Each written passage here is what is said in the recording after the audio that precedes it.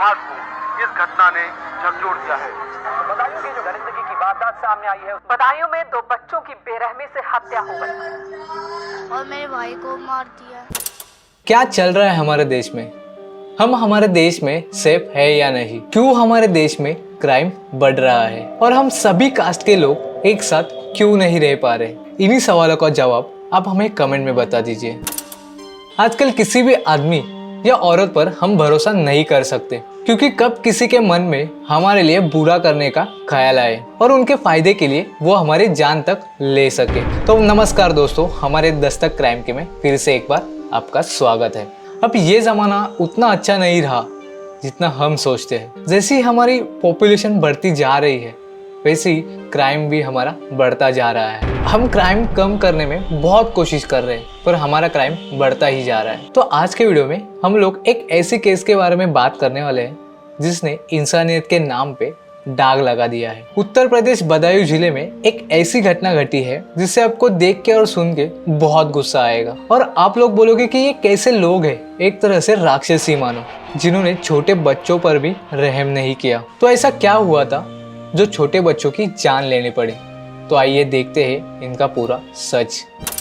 बाबा colony, civil lines, Badaun. उस मोहल्ले में मोहम्मद जावेद और मोहम्मद साजिद ये काफी सालों से वहाँ एक सलून चला रहे थे और उनके सलून के ठीक सामने ही विनोद कुमार का घर है, जो जल निगम में ठेकेदार है। इनकी वाइफ संगीता और इनके घर पर ही कॉस्मेटिक और ब्यूटी पार्लर है। इनके 3 बेटे थे, एक 13 साल का आयुष, 9 साल का पीयूष और 6 साल का आहान।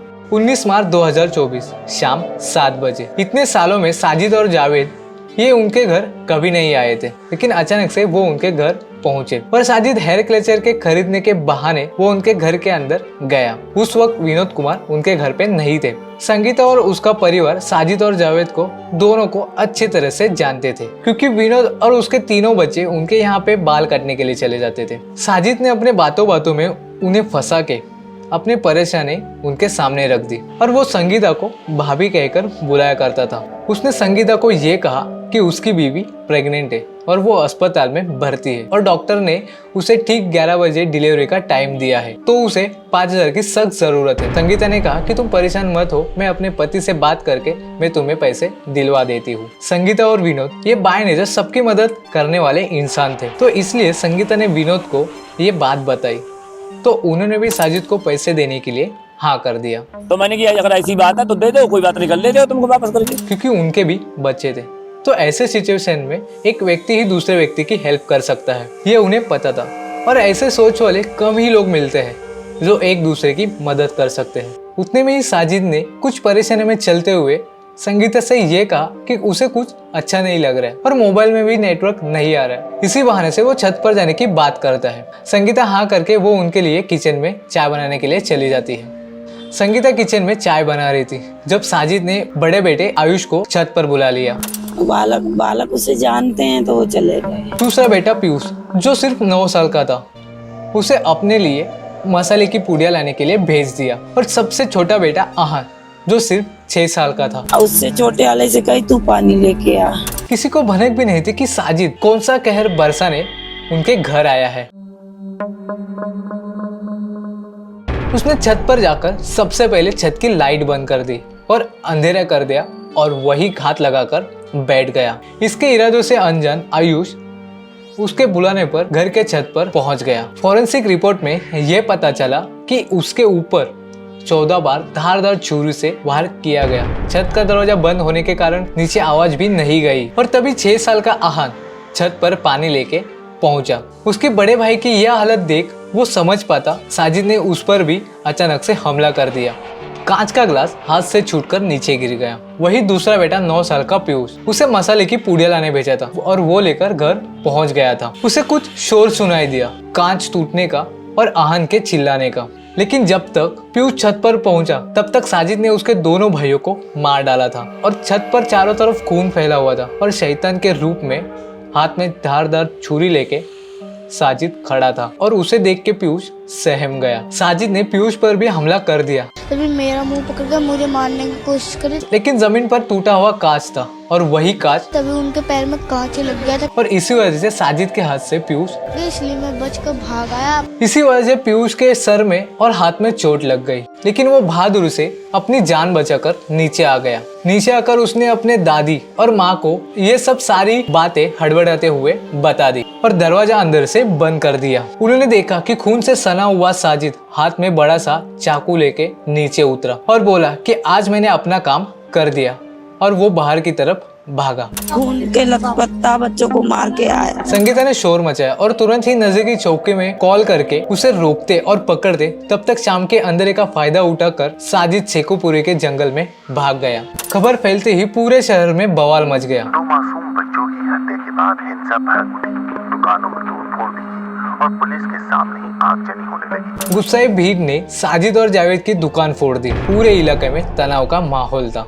यूपी पुलिस ने तुरंत ही सर्च ऑपरेशन चलाया और इस घटना के तुरंत बाद ही कातिल साजिद को पुलिस ने एनकाउंटर में मार गिराया। उसका भाई जावेद फरार हो गया था, जिस पर पुलिस ने 25,000 का इनाम लगाया हुआ था। और इस अपराध का मकसद जावेद पकड़े जाने पर ही पता चल सकता था, क्योंकि आज से पहले वो उनके घर कभी नहीं गए थे और ऐसा कोई उनका मिलना जुलना भी नहीं था। उतने ही संबंध थे जितने शख्स के अपने मोहल्ले के नाई से होते हैं। कोई संबंध नहीं हमारे थे, वो तो ना ही था, संबंध ये थे हमारे।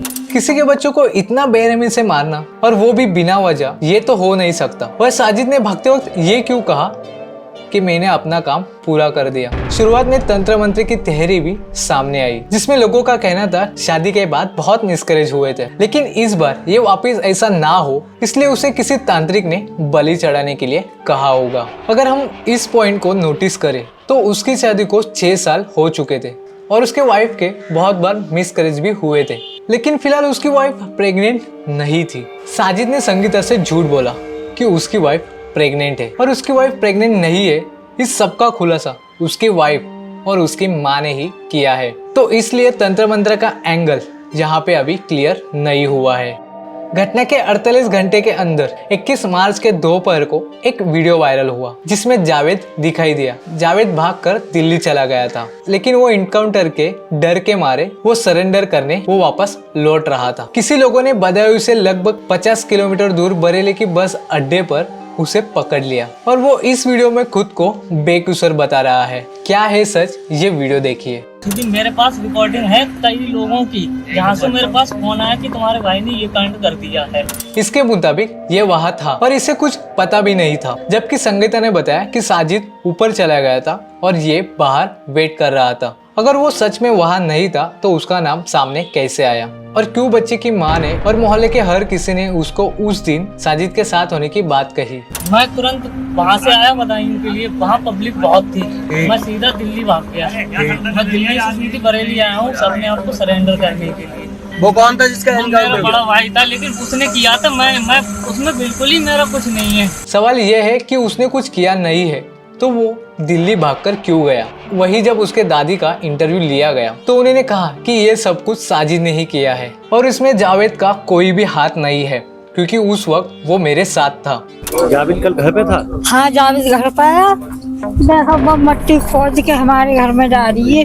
जितने काम है साजिद के हैं, जावेद तो कतई बेकसूर है। अब सवाल कई सारे, इनमें और कोई शामिल था या फिर इन्हें ये काम करने के लिए पैसे दिए गए थे या फिर ब्लैक मैजिक था। तो आपका क्या कहना है ये हमें कमेंट में बता दीजिए। तो मिलते हैं ऐसी नई वीडियो के साथ, तब तक बाय।